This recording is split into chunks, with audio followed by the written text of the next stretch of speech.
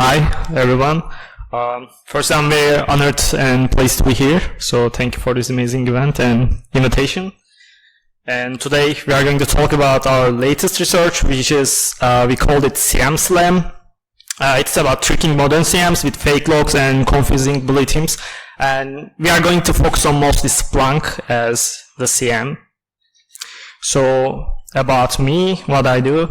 I'm 23 years old. I'm currently working as an offensive security engineer at Trendyol Group, which is highly tech-focused e-commerce company in Turkey. And it's actually the biggest e-commerce company in Turkey and currently rapidly growing in the global, like Netherlands, Germany. And my focus in my company is I'm in penetration testing team, mostly focusing web Active Directory and mobile pen test. And also I'm working in the breach and attack simulation. I do red teaming and some purple teaming. So our contents for today, we will start with a quick introduction for general SIEMs and Splunk. After that, we will talk about our problem and our solution for that, and how did I exploit it, how did I exploit it. After that, I will show a video of the demo. And after that, we will talk about endless ways to cause destruction. How can we exploit that even bigger? After that, we will talk on the mostly blue team side, fighting back, and finish with roadmap. So let's start with introduction. So SIEM. So anyone currently using SIEM tools actively in their company? Yeah, right, because these are essential. And anyone who is using Splunk, and I'm not asking, I was not supposed to ask that question, and you're probably not supposed to answer that, but okay. It's a centralized platform for monitoring and managing security events and incidents. It's called Security Information and Event Management. So for many organizations, like probably each of them, SIEM is like the essential component of the security operations, like years. And it's critical for blue teams because they are just enable them to detect some potential attacks and respond to them quickly. Like you can collect and analyze logs from there. It provides a centralized log management and it generates alerts. These alerts can be used by the security analysts to investigate and remediate any potential threats. And besides that, it also helps to with compliance and regulatory requirements because they are generally need you to have that, like GDPR, PCI, DSS, and other things. And it also helps you along the historical analysis and forensics because it's store the security event logs for extended periods and you can just analyze it in backwards.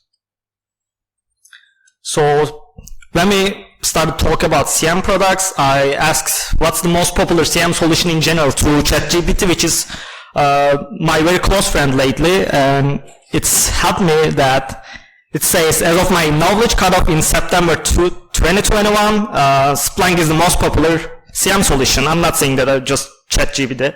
And there's also some other tools too, like QRadar from IBM, Logarithm, McAfee, SolarWinds. Yeah, but it's quite dynamic market. Like Splunk has been sold for $29 billion.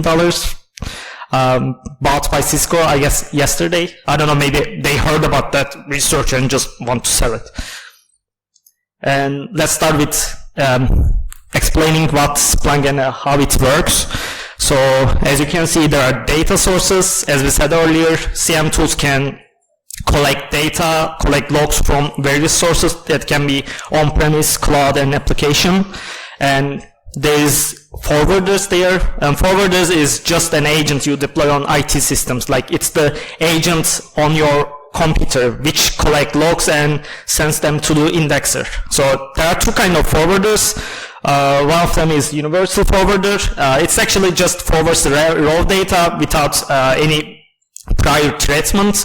And on the other side, have a forwarder, it's just perform some parsing and indexing at the source, at the host machine, and just sends the parsed events to the indexer. No need to go into detail. And indexer plays a huge role there because it transforms data into events. Like that's what we see on the Splunk logs. It's made the search. And after that, we have some search ads. It's actually the just UI that users can use and interact with Splunk. And in general, forwarders consume the data, indexers index and search the data, and search ads just coordinates all of them. And there are management console for Splunk admins. It's also a web-based interface. And as the last Splunk web app, it's just like the superstar of Splunk. People often mistake it for the main attraction, but it's just the fancy part. This is the full Splunk structure. Yeah, that's the Splunk web UI. You probably seeing it into your dreams a lot.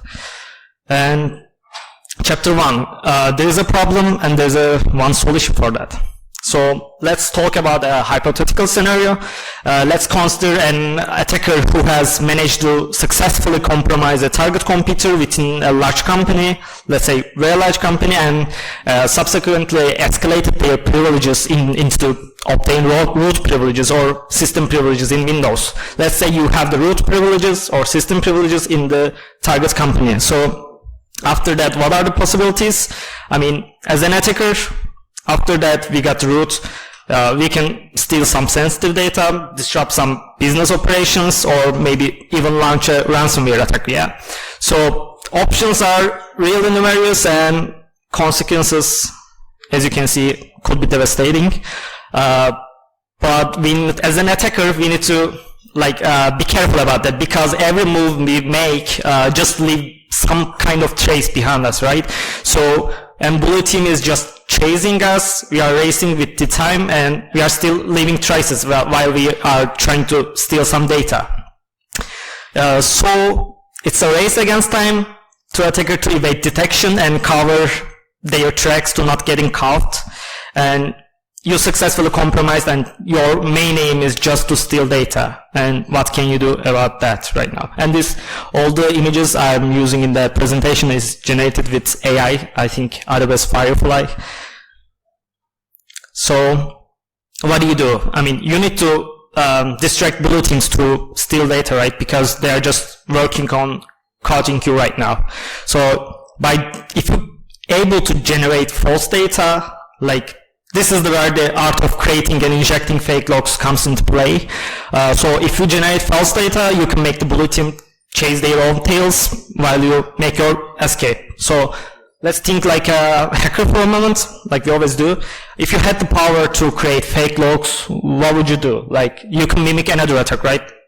You can show that, pretend that someone just hacked into the payment server, which is much more critical than the already compromised one, actually. Or you could just completely made up events, create some chaos. Someone is injecting dangerous payloads to the other host, and that will surely create some chaos and confusion for blue team. And even if these are not just enough, you could just spam logs. If you are able to inject logs, you can spam it. You can send millions of logs into 1 minute, and it's also creates some chaos. So we talk about that, but are we really able to do that against modern SIEM tools like Splunk? So our research focus is pretty evil in there, because in our original research we have discovered that one particularly effective strategy to create and insert fake logs into the SIEM tool, which can mislead the blue teams at the end. So we are basically discovered that by doing some kind of man-in-the-middle attack between forwarder and indexer structure, and do some log defacement there. And we can also use that in red teaming, making log defacement a part of red team campaigns, maybe essential part in the future. And chapter 2, how did I exploit and how did I exploit it, with introduction to Log Slipper, which is the tool we are releasing maybe in a week, maybe in 2 weeks, but we can use it right now. And it's going to be open source for sure. So exploring SIEM traffic, in our research on creating and injecting fake logs into Splunk, we just conducted MITM attack, like I said before, forwarder and indexer. We intercept the TCP traffic between them. They're just communicating with TCP protocol. And we catch some plain text logs there, they are not any SSL or TLS into that. And we parse these logs and make it readable. So we extracted some useful headers like executed command on the target host, hostname, IP address, and we just modified them, fixed the TCP packet structure like checksum and length of the TCP headers, and we send it back. So this is actually exactly what we did. You can see the forwarder here and indexer there, and this is where where our location is. And you don't have to be physically between them. You just can in the forwarder machine, and you can just run some kind of IP tables or NFQ, as you may have guessed. So first one is outgoing SIEM looks, and second is attacker, me intercepting packet from queue, like there's a queue that hosts the outgoing packets, and I just modify the packet and send it to queue, and after that queue, it's just modified log goes into the indexer, and search at shows the modified log, and you can see the confused and some angry confused blue teams. So in the previous section, we just discussed how attackers can modify SIEM log packets on the fly to evade detection, but actually we can also create a brand new fake log. Like we can create some kind of made up OS commands on behalf of any other host in the network, and it doesn't need to be real. You can just made up for the host names. So what our logic is, inspect the real-time traffic on the forwarder machine, execute OS commands in parallel, and catch your own created logs. So when you inspecting real-time traffic, at the same time you are executing some OS commands, and your OS commands will create some Splunk logs, and you can catch the logs on the fly, modify it, and send to indexer. So basically you are modifying your own log. And that's what our log slapper tool looks like. Right now it takes two arguments. One is execution file and other one is host file. Execution file is just like the order of the commands you want to run on behalf of other computer in the network. And slapnow tool is when you want to start the action actually. So it's right now it consists of two different program. So we developed a Go, we write that program with Golang, and it just inspects the real-time outgoing log traffic, and on the parallel, slapnow second tool can execute OS commands while log slapper inspecting the traffic and modifies it.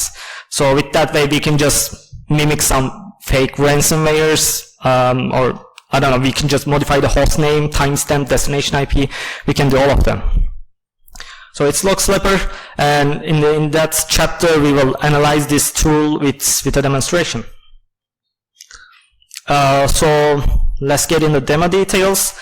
What our aim is, execute a ransomware scenario on behalf of another host in the network. So let's say we compromise the host in the target company, and we have root privileges right now, and what I want to do is, while I'm stealing some sensitive data, I want to mislead the blue team. So I will show that someone is just executing a ransomware scenario on just payment server or another server.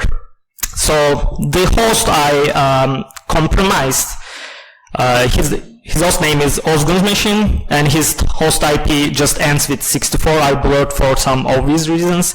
And the target host name I want to act behalf from them is called Tirana Demo. That will be it.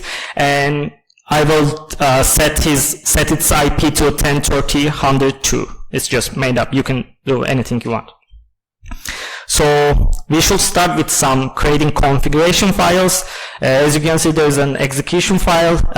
These are the numbers are just sleeping times, like to mimic the real attack. Like I want to show that like the real attacker is doing that in parallel. So to make it more realistic, I just put some slips between them. So what our imaginary attacker doing is, he's pinging the özgünsmaliciousite.com, then sleeps, then he will install some randomware, target gunzip from that site, then it just unzip it, goes that directory and launch the ransomware attack. Alright, so that will mimic the attack. And there's also some constant file for the host file, and it just shows the which host name or which IP you want to replace.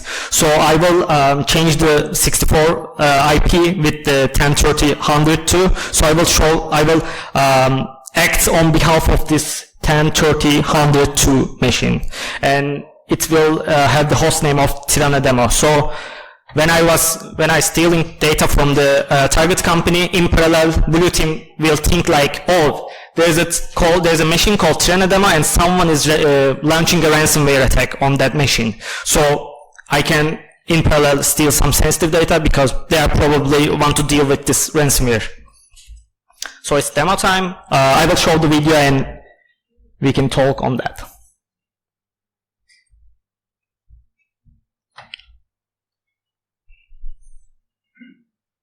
So in that scene, I'm showing that right now. Maybe I don't know if you can see that, but it's logs from the Özgün's machine, which is the original host. We are compromised. It has their own logs running on, and its IP is ending with 64. So it's the normal machine we have compromised.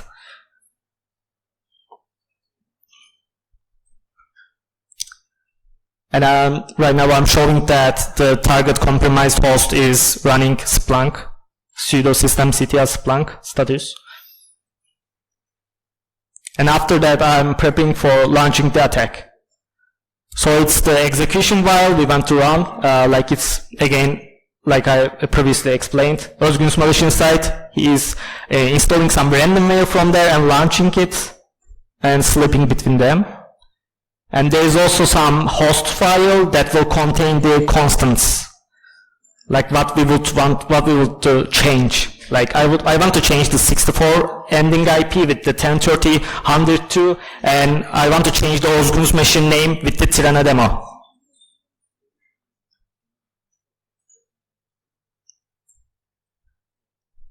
And now I'm launching the attack. Sudo log slapper. Takes two parameters, execution log and execution file and host file. Then it started to inspect the real-time TCP traffic there. The red and green ones you see is the chains I made. I mean, red ones are the no longer in the TCP packet, and I add the green ones instead of them. Like, because I set two constants, one of them is host name, one of them is IP address. So when it detects this IP address on the TCP traffic, it immediately replaces it with the hostname I put into it. And if you see if this tool see the Özgün's machine in the TCP traffic, it also removes it and puts Tirana-Demo into there. So we are modifying the traffic. And while log slapper inspects it, we can see that now we have logs coming from Tirana-Demo machine, and it actually doesn't exist on the network, but we got some Tirana-Demo machine logs on the Splunk, even it's not existing. And we have our made up IP address and our made up hostname Tirana-Demo. So even though there is no machine called Tirana-Demo in the target network, we have its logs. And now we want to run a ransomware attack on behalf of that host. So I launched the slapnow command, and it actually, what it does is, it's sending some hash comments. And because I am using SHA-512, it actually creating an original packet, so I can, when I inspecting the real-time traffic, I can just find these hashes and replaces it. So after some sleeping, I'm just running the commands, and at the same time I'm catching it and replacing it. And the attack is over, and 20 seconds later, log slapper is going to finish too. And after the attack launch, let's search for sudo command on the target host Tirana-Demo, which is not existed. And as you can see, there is some logs going on with run with sudo. Like we get the özgünsmalicious site.com, So what blue team will see is when they log into their lovely Splunk, they will just see that, oh, there is a machine called Tyranodemo in our network, and it just launched ransomware attack. So what the hell is happening, right? So they are mostly focusing on there while I am stealing some sensitive data from the company.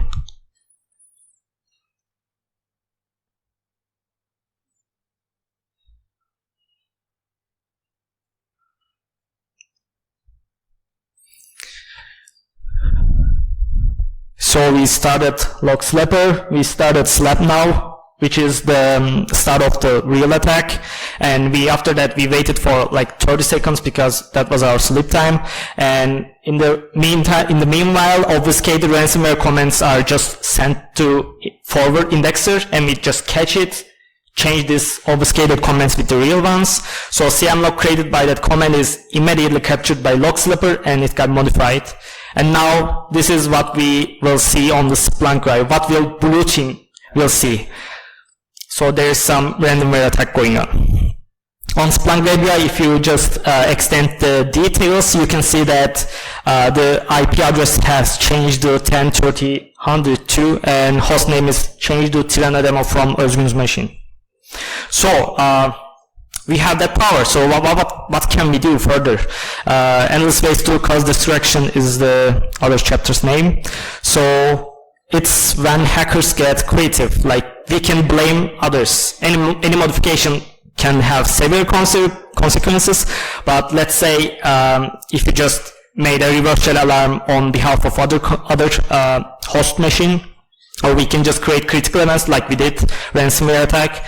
And besides that, you can use it for hiding the noise, misleading blue team while exfiltrating data, because exfiltration takes time, makes some noise. Even though you have no Falcon or just any other EDR installed on the target computer, you can have the noise because there are some network tools that will catch this data exfiltration. So you really want to mislead the blue team while you're doing that. So you can just create scenarios like Mimikatz is just dumping NTDS file from the domain controller on the target network, or just you can create an alarm like someone disabled the defender. So you can just inject Windows event logs too. And even if they're not enough, you can just spam the logs. And chapter 5, fighting back, this part is mostly for blue teams. There are some hardening points, of course, but there are just two weak points. The weak points that made this possible is, first one is SSL TLS issues, because there are no SSL TLS, we are able to do that, right? And the second one is operating system issues, and we will just talk about it. On SSL TLS, yeah, I know, it's the direct solution comes to mind, but that's not easy. And as you said earlier, we are all using Splunk, and I assure you, probably you are not using SSL TLS too, because it's disabled by default, and it's not that easy, because you have to manage certificates for that Splunk too. And if you fail, you just lost some logs, which will have severe consequences in terms of GDPR, I don't know. And there will be also extra burden and delay for this encryption and decryption process, so it's not that easy. And some expiration problems will arise on the Splunk side. So there's some delay risks, expiration problems, and managing certificate issues are there. And also Splunk has an option to use some SSL TLS in their one of their solution, but unfortunately they are using the same certificate for each Splunk instance. They are not creating for your just company. I mean, let's say there are 20 companies there, and actually we are all using the same certificates if we go with the default certifications. And that's too bad. The second one is operating system hardenings. As you know, in Linux systems, it's pretty easy, right? Like doing some service injection, capturing some outgoing packets. You can just set some IP tables rule and create a queue. So you can just capture the ongoing packets, modify them, and just send it into queue again. You can do that on Linux very easily. But on the Windows side, we generally have some kind of hardenings. Like, let's talk about EDRs, like let's talk about Falcon, you probably cannot just inject into these processes, even though you are a system user on the Windows, because they are running as PPL, like protected process light. So you cannot just normally inject into processes in Windows, but Splunk also doesn't have that. So in Windows you can inject Splunk's process if you are a system right on that Windows host. And you can use some tools like Echo Mirage and inject Echo Mirage into the Splunk process on Windows, and you can see the ongoing TCP packets and modify them as well. So Splunk should have some OS hardenings too. And the last chapter, what's our roadmap? So as part of our commitment to continuously improve our research, we have a number of plans for future developments and enhancements. Like this includes, we are going to do some command and control integrations. We are currently working on developing some add-ons on, let's say, Cobalt Strike, so we can make it a common step on red teaming operations. So we are going to be able to use it with one click. And we will improve log slapper. We may be some automate well-known attacks, like you can just giving one parameter and you can just run a mimikatz attack on the host you ever want. We are going to be able to add headers. Right now we are just changing the headers, but we are also able to add header, make it more UI friendly. I don't know if that really doesn't matter. And we are going to make it more consistent, of course. But the most exciting thing here is, I think, adding this into C2 frameworks like Cobalt Strike. So that was my talk. You can reach out from me, and I personally thanks to Asil. He's my colleague, team lead, and I couldn't make it without him. He was always supporting me. So it's time for questions. Thank you.